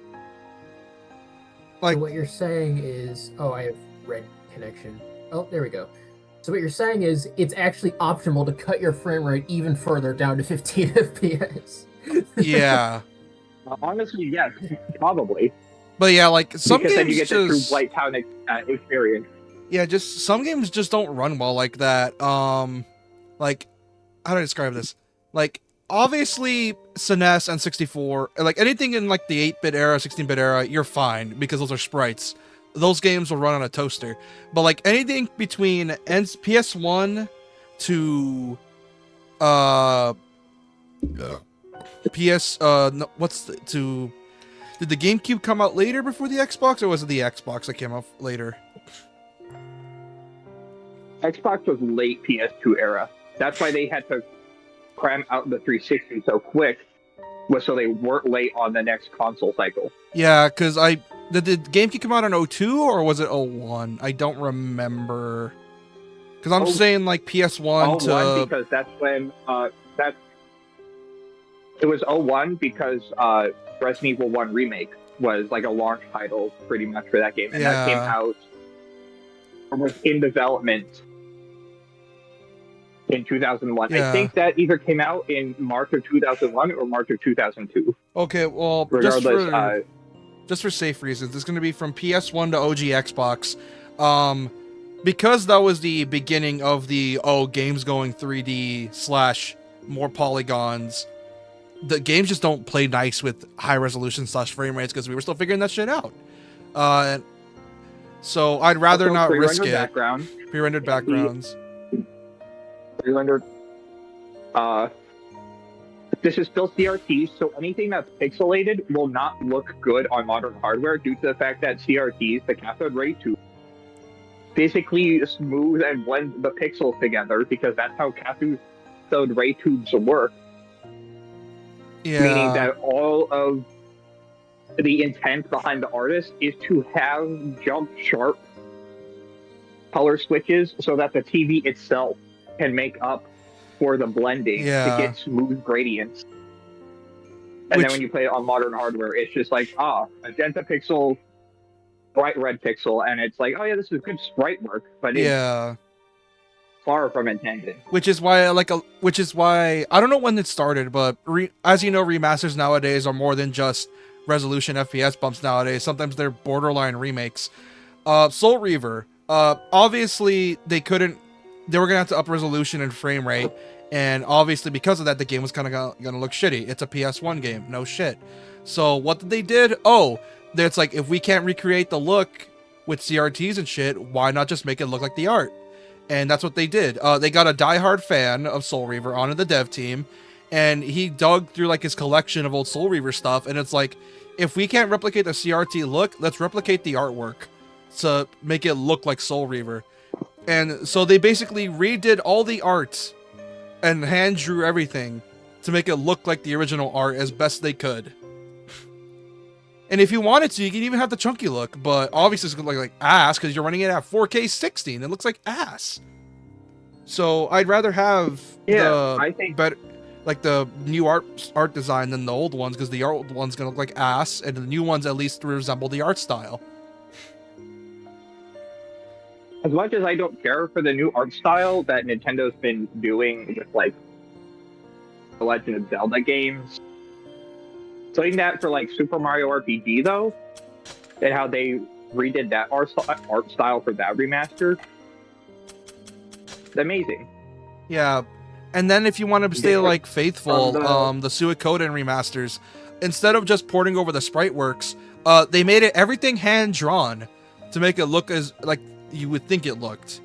Everything's hand drawn, except like the character sprites, but that's because the character sprites are a pain in the ass to do, so they did the environments only for now, and it looks great. It's very RPG Maker looking, but still looks great. Meanwhile, at Square, we have, well, actually, I don't know if it was Square, but we have how they made Dragon Quest VII Reimagined, where they literally made entire like physical like real life models and then like scan them into the game that they scanned into the game. Yeah, Camelot Games did that. I don't know who those are people I think they did Golden Sun. Oh yeah, that makes sense. Yeah, they did also other RPGs, but they're mostly known for Golden Sun. Yeah, can't forget about HD 2D, but HD 2D is in a weird spot. It looks great if you're used to modern pixel art, but the whole thing about like, oh, it's meant to look like the old games, I feel like is a bit too much of a stretch considering HD 2D. I don't think anybody said that. Yeah, but at the same time, how do I describe HD 2D? It's HD 2D feels like what people think PS1 games look like, if that's how I'm wording it right. Yeah. Also, it depends on the art style too, because Octopath is HD 2D, right? But that has like a weird lighting engine where it looks like everything is dolls on a stage. I liked it. It looks like you're. I am mixed on it because I can't take the art style seriously. Whenever I look at it, I'm like, oh, this is Mario 3. This is. I'm playing with action figures on a stage that my friend is shooting a flashlight at to get cool dynamic lighting on these toys and action figures, and it just feels like I'm playing with action figures, which adds to the charm. So I do like the art style. I can't take it seriously. Is all. So when they try and do something serious, I'm like, I'm immediately taken out of it because this is almost as sad as the time where my action figure that I named Splash crashed his helicopter into my mom's pillow when I was a child, and then they all died. And then he crawled out of the wreckage and fought off a wave of army men. Yeah, which, like I said, it's why I'm glad a lot of remasters nowadays aren't half-assing it. Because, like I said, they know they can't just port the models over because they realize it's not going to satisfy people. And no one wants another Metal Gear Solid 1 situation with the whole Master Collection of people being upset a PS1 game looks like a PS1 game. No shit. Which I don't get, because the borders preserve the aspect ratio. It doesn't look bad. It runs well. It's everything that I want in a remaster. It's a port. It's a straight port, which is what some people are satisfied with. I want a straight port of Metal Gear Rising or a straight port of Sonic Unleashed. I'm fine with those. Well, you're not getting those because you're not getting a port of Revengeance because there's the bad PC port, and you should play the bad PC port instead of them having to remake the game because you're entitled and you should feel bad that you like Revengeance. Dude, I would rather them manage to somehow backward. You know, it'd be so fucking funny if for each console, it'd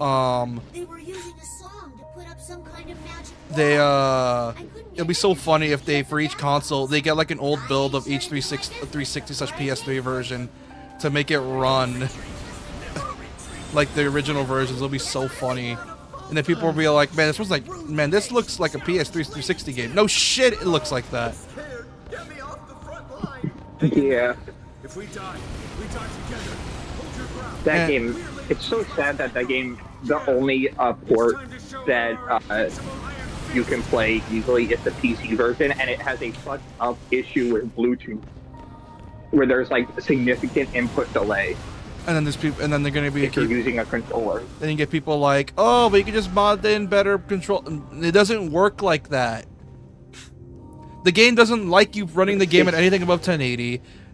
There's input lag. There's some frame rate issues. It doesn't like you using Bluetooth control. And it's supposed to be a very tight, concise game, especially if you're playing on Revengeance, where all the parries. If you play on Revengeance difficulty, it's the equivalent of playing Persona 5 on Merciless difficulty, where everything is touch of death, including you. Also, hey, too. On the enemies. Friends, welcome. And it just...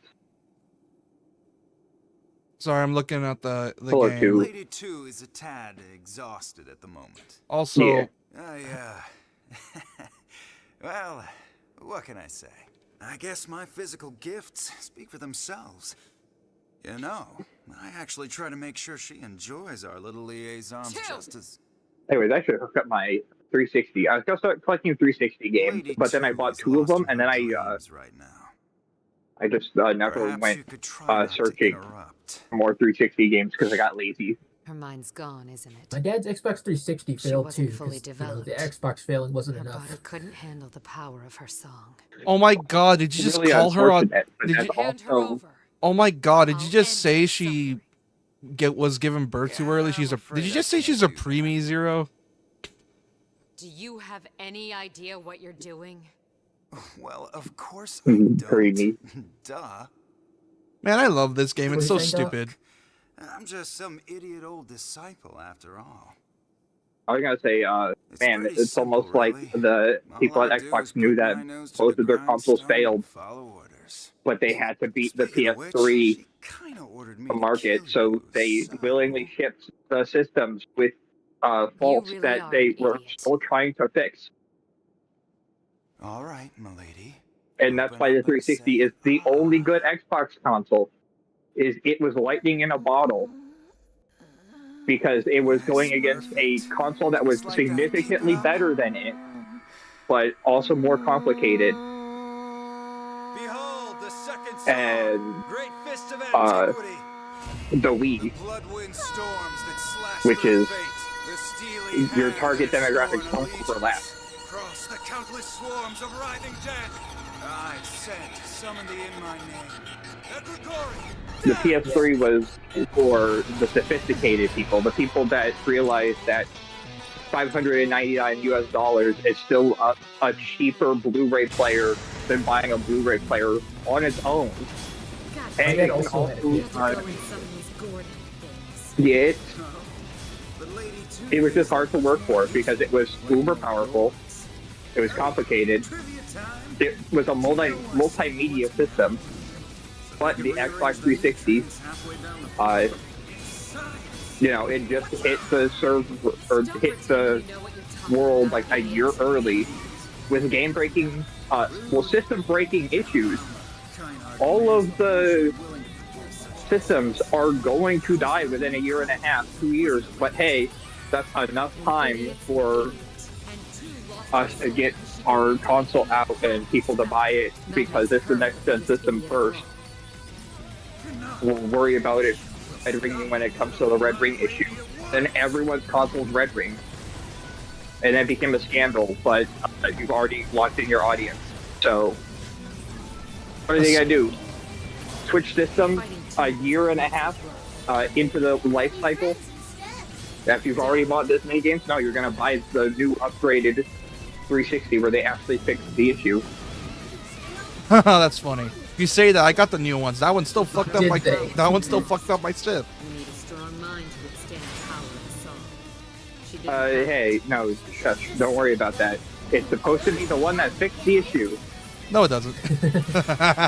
No. Yeah, no. I'm trying to kill her. It's still happening. I think the only one that's free from the red ring, I think, might be the Slim, which is what I have. Maybe. Good on you for waiting so long, I suppose. Yeah, I waited until 2021 to buy my 360. Don't relax yet, friends. The show is I got Also, it really late. I like how And I Drakengard have 2 3's games for music... it. I have Mercenary 2 and Red Dead. I like how Drakengard 3's music is so different than what Yoko Taro usually is. Because a lot of Yoko Taro is like orchestra, chaos language. Here it's like dubstep, rock, EDM. Me. It's so different than what he usually does.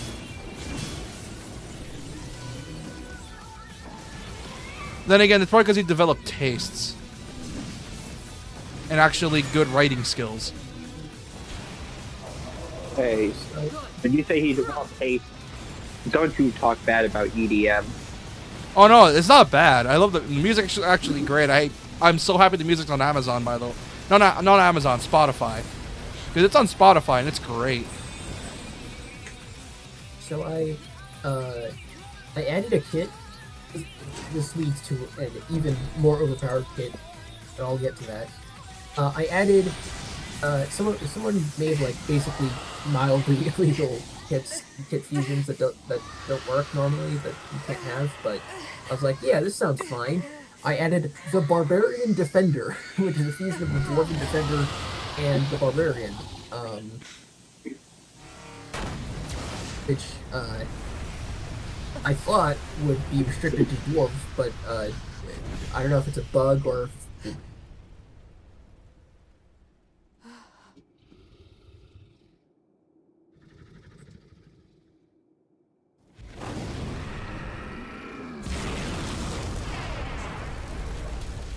Michael.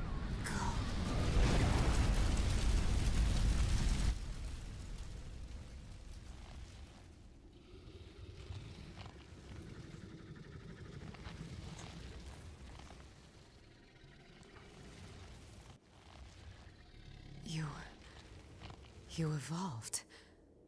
Again. Huh. I guess that's that. Well, a clever and handsome man like me knows when he's beaten. I suppose from this point on, I'll be serving you, Lady Zero.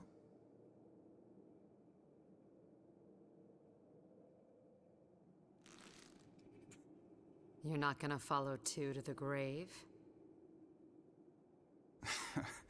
Heavens, no. I just want to serve an intoner. I really don't care which one. I'm watching a cutscene. After all, I'm just a big idiot, right?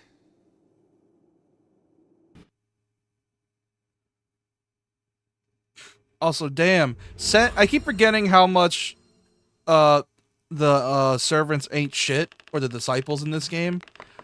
Two of them actually did care about their intoners.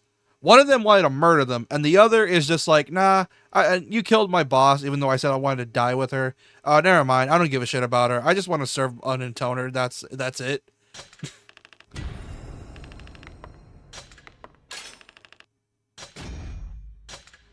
Which, as a reminder, as I said, also, a disciple doesn't choose their intoners, by the way.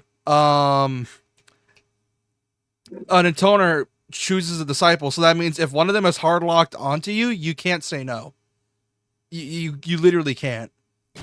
I want nothing more than to serve. that sounds like slavery. It is. Look good while doing it. Here's the thing with all of them. Five is the first one you fight, because of course she is. The twink, his name is Dito. She was like, Hold on, wait a minute. Did you just say 5? I think I've heard that. Hold on. her name is Let me 5. look up this character. Drakengard 3, Did you 5. say? She's a blonde. Oh, I have heard of that. This is the game with the songs of antiquity, right? Yeah, that's the one. Yeah, I saw. The only reason I know this game exists is because Backlog Buster did a bunch of Final Fantasy V challenge runs with only a single job, and one of them was the Bard. And every time the Bard got access to a new song, he would put one of the cutscenes where they say at some point in the game where a bunch of people say the name of each of their songs. And then he goes, "No, that's not the name," and then he would say the actual name. And then towards the end of the video, he said, "Don't worry." And for those of you who actually know what Drakengard 3 is, my best girl is better than your best girl. And yes, my best girl is 5. Yes. It's literally the only reason I know this game exists. Yes, 5. My libido is so high that I am bored after doing this one thing. I want to do something original after, and then get bored with sad thing after one time, and then repeat over and over. And her whole DLC is literally just, I want to try something new to eat.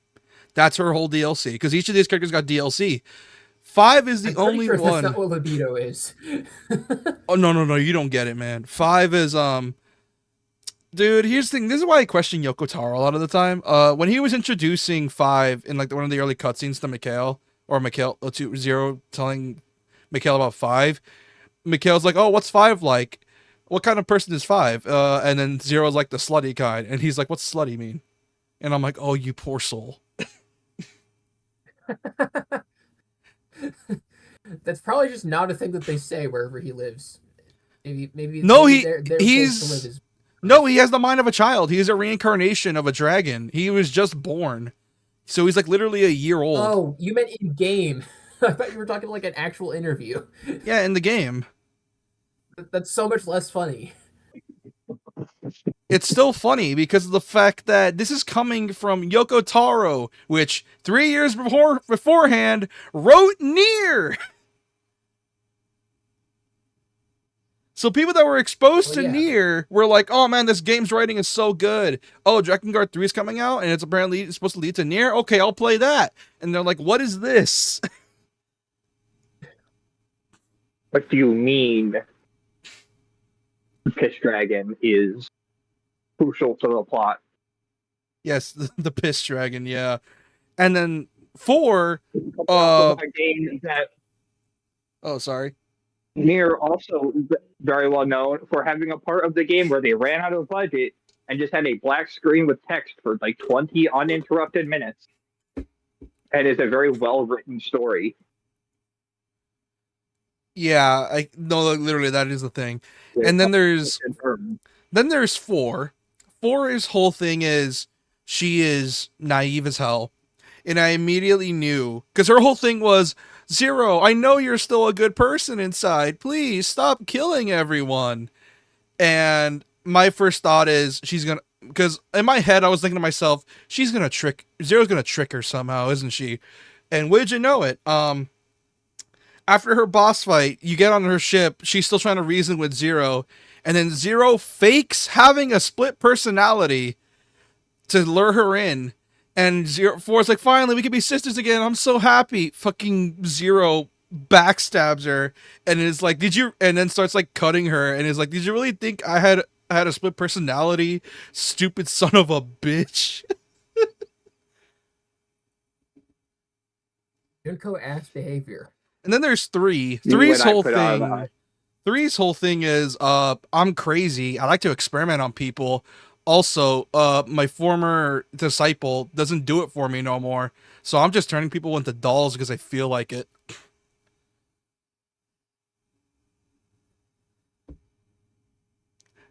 I wish I was joking.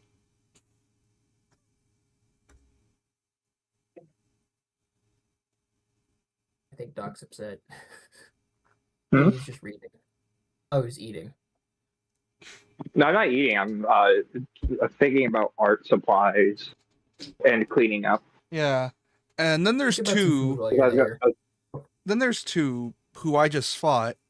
Her whole thing is, oh, I'm so carefree, happy-go-lucky. And then the first cutscene sheet right here is she's brain dead or some shit. And I'm like, how did you get brain dead? You're just like me for real, for real. Happy-go-lucky, lobotomized. She was literally lobotomized. Then there's 1 who is very obviously not the main villain. She would have been even... Which makes you question if whatever experiment led to that could have made her even more evil if it hadn't failed than anyone else. Yeah. And then horrifying thought. Then there's 1 who... You ever seen a game where this person's meant to be the main villain, but they're so obviously not the main villain? You mean like Final Fantasy 3? Like base 3? Like for example, like this game, like the game is like giving all the signs that they're the villain, but there's something in the back of your head saying there's something else, because like obviously like they do that thing where some plot points don't make sense and all that shit. I'm getting that with 1 so much. It's like, wow, this is the most villain, not the actual villain I've ever seen. Because the moment I saw her, I just immediately knew, I was like, yeah, she's gonna get killed by the actual villain, is she? Oh, like, well, I guess it wasn't really obvious, but, Garen. Oh, from Fates or from Emblem Fates? Yeah. Oh, his was obvious from the get-go. Well, it's obvious from the get-go if you play Revelations. It's not obvious in the other routes. It's still kind of obvious considering he's batshit crazy, and also you knew he was crazy because even before Revelations, by the way, because of that, the whole thing with him talking to people is before the whole route split. Yes, but you don't know who Anon Coast is. You don't know that they're an actually relevant character unless you paid for the DLC, which didn't even come out yet. Also, you still knew dragons he are was crazy. Dragons are crazy in general in Fire Emblem. Like that used to be part of the lore that Manicheets, once they got old enough, they would just turn crazy. They would go insane. That's how Yeah. the plot of Fire. Oops, I almost just spoiled something. Shows of But that's how a Valentia. lot of the Fire Emblem games got their plot. Dragons go crazy. Yes, Dragons they go go crazy, crazy. and then their worshippers are like, "Yes, this is fine. This is totally normal," and then they wage war on everybody. Yeah. Yeah, Like, and then honestly, I didn't even know that. Is it spoilers to ask if that's still the case in Three Houses? Considering I don't her. actually know the answer. I don't think that. No, I don't think the Manicheet's not even Because if the whole dragons go crazy thing still exists, then hey, maybe Edelgard knows what's up. well, I don't think. Yeah, Yeah, it hasn't played that route. Saros is not. Saros. I don't think Saros is